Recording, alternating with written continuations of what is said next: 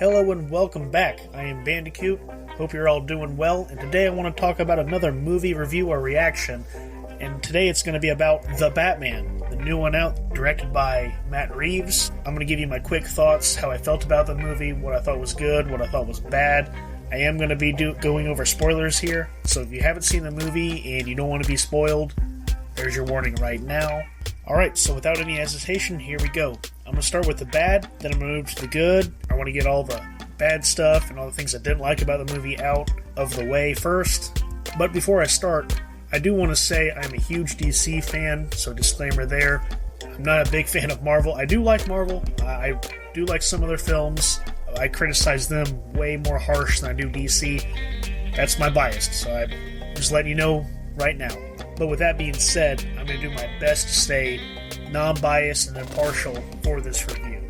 Alright, so for starters, things I didn't like about this movie is it's a little bit too long. It was a little bit too long for my liking, and at times during the movie, I kind of felt like it was dragging, especially during the first act, in the beginning. Man, it was kind of a slog in the beginning. You had a lot of character building, which is nice sometimes, but there's also a lot of just nothingness going on, in my opinion. But once things started to pick up, the movie took off for me, and that really wasn't an issue after the first act, I'll say. The pacing was a little bit off, but once it started going, that corrected itself, especially toward the end of the movie. So that's probably my biggest criticism of the movie, to be honest. It was a little bit too long, it kind of dragged in the beginning, and I found myself struggling to stay engaged with this movie. But again, like I said, that was only in the first act. After that, it picked up and it became awesome in my opinion. And I know there's a lot of talk about a 4-hour director's cut of the movie. I think that's just way too long. Justice League Snyder Cut did it, and that movie turned out perfect. Not perfect, but it turned out great in my opinion. I don't think this movie needs a 4-hour director's cut. I know they're going to put it out anyway, but still. It was already a little bit too long for my liking, so that's my biggest gripe with the movie is the length and the pacing. Another thing I didn't totally like about the movie was the fact that Bruce Wayne is barely in it.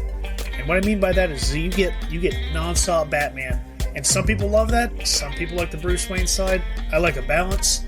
There was no balance. I think you get Bruce Wayne 2-3 times, 4 at most. But what I will say is Robert Pattinson's strength is to play the Batman, not Bruce Wayne. I don't know, I was still trying to sell myself on him as Bruce Wayne, but when he was Batman, he was great. But I still would have liked a little bit more time with that side of the character.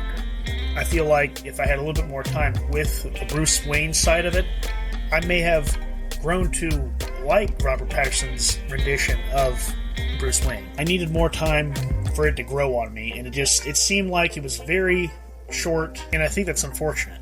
On the other hand, there's a bunch of Batman in this movie, which is a plus. I mean, you always want Batman on the screen and doing awesome stuff, detective stuff, action stuff. It's pretty cool to see all that stuff and that aspect of the character as well. So I guess you can't have the best of both worlds, or your cake and eat it too, but that's just a small little gripe. My last complaint about this movie is probably going to surprise you, because I see a lot of YouTubers and a lot of people saying they love this casting, but I didn't. And that is Andy Serkis as Alfred Pennyworth.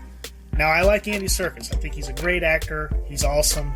But I just didn't see him as Pennyworth or Alfred in this movie. It didn't connect with me. The character didn't connect with me like previous Alfreds in the movie, or in the series, I should say. Now, he wasn't in the movie a whole lot, and the parts that he was in the movie, the way it was written really well, I thought. It's just, I don't know how, I didn't feel like Andy Serkis was Alfred. Now, maybe I needed more time with the character. Like I said, he wasn't in the movie a whole lot. If he had a little bit more scenes, a little bit more banter back and forth with him and Bruce, maybe I would have grown to like him, or at least connected with the character a little bit more. But just for the time he was in the movie, I wasn't sold on it, unfortunately. Now, other than that, I liked all the other castings. I think every other casting was done perfectly, and I loved it, and I loved all their performances in the movie. And to be honest with you, that's really all my complaints I have about this movie. Other than that, I thoroughly enjoyed it.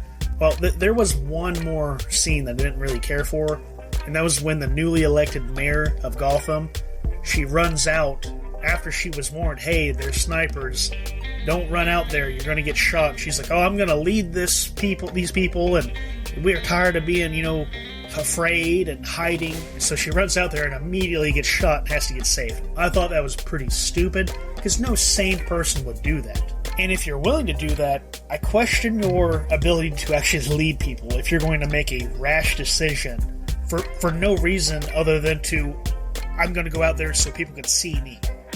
That doesn't make any sense. Everyone else in that Pacific scene is already trying to run or hide or try to save their own lives, and you're going to try to run out there and rally people? That's just not going to work. It was a dumb decision. It was dumb writing, honestly. It made the new mayor look really stupid. Not really heroic, just stupid, in my opinion. But other than that, very little complaints. I guess you can say I'm not really happy that Booster Gold wasn't in it, but I can say that about every DC movie. I'm never going to see Booster Gold in a live-action movie. But that's a discussion for another time. Alright, so now on to the positives. There's a lot of positives about this movie. Starting off with the castings. Besides the one casting of Alfred and Andy Serkis' Alfred, I thought it was great. I thought Robert Pattinson did a great job. People need to stop clowning him, because he brought it and he was very good. Colin Farrell as Penguin, awesome. And I love how they did with the Penguin character, making him a villain, but he's not a full-fledged villain at this point. He's just kind of like a side goon, like a right-hand man type deal. But the way they put him in this role, I was really feeling and I really dug it. Also, the lady who played Catwoman and the guy who played the Riddler, awesome. Fantastic performances. They did a great job. They really made the movie pop for me, in my opinion. Also, Jeffrey Wright playing James Gordon, great casting. He was fantastic in this movie. If you're going to race swap a character, you have to really do your research on who can play them and which actor can bring that character to life. And let me tell you, Jeffrey Wright definitely did that with James Gordon. Fantastic casting and great performance. Kudos. Also, the little bit with the twins that were in the movie, that was reoccurring, it kind of got old and stale at the end, but it was still pretty funny. It wasn't a lot of humor, but it was just enough for this type of movie, which there's no funny parts in this movie. It's a very serious movie, a lot of heavy gothic overtones in this movie overall, which, to be honest, that could be another strength that I see this movie have, which is the tone of it. It's very gothic, very dark, very gloomy, which, let's be honest, that's what you get from Batman. It's not supposed to be the clean superhero vibe you get like with Superman or Spider-Man. It's a very dark, hard character to wash. He's been through a lot. He deals with all the trash, and that's what Gotham is. It's just full of trash, and he's the garbage man taking care of it all. Another positive about this movie is the action. This might have some of the best action of any Batman movie or superhero movie that I've ever seen. And I'm not trying to be, overhyped and living in the moment. Well, maybe I am. It's kind of hard not to. It was that good. At least that's how I saw it. Now, also the part with the Riddler and all the twists and turns they had with him. Not only as the audience was going through twists and turns, so was Batman and Gordon at the same time.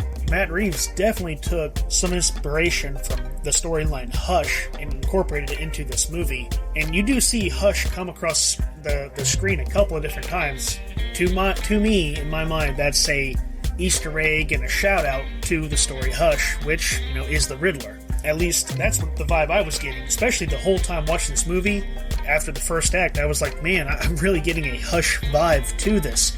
Yeah, he was going by the Riddler the whole time, but I could see the Hush theme in it throughout the whole time. That might just be because Hush is probably my favorite Batman storyline besides the Court of Owls storyline, but I don't know, it was very similar. Another interesting scene in this movie was when the Riddler is in jail and everything's already been foiled for him and he's all upset, and you hear a voice from a character, it's the Joker, but another character telling him about, yada yada yada, this city will make you crazy, turn you into a clown, and blah blah blah. I'm not so sure I'm ready for another Joker. I mean, we've kind of gotten Joker fatigue, at least I have, But, I mean, what are you going to do? He makes money. He's definitely a huge draw on the villain side. I mean, just look how well Joker did the movie a couple years ago with Joaquin Phoenix. It's a different it's a different actor, just to let you know. It's not the same character, not the same canon. So don't go in there thinking these movies are connected. They're totally separate. It's its own storyline. I don't even know if this is going to have any sequels to it. I'm not sure if this is just this self-contained movie and that's all there's going to be, or if there's going to be a trilogy or an ongoing movie series of this. I doubt it, but anything's possible, I guess. But that overall kind of sums up my entire feeling on this movie. If I had to give it a score on a scale of 1 to 10, I would say it's a solid 7, 7.5. Not my favorite Batman film. Dark Knight is still my favorite Batman movie of all time. It's going to be hard for it to beat it, though this one does a very good job. It just does not match it, in my opinion. But that's all for this video. Let me know what you thought about the movie. What's your score on a scale of 1 to 10? And also, till next time, take it easy.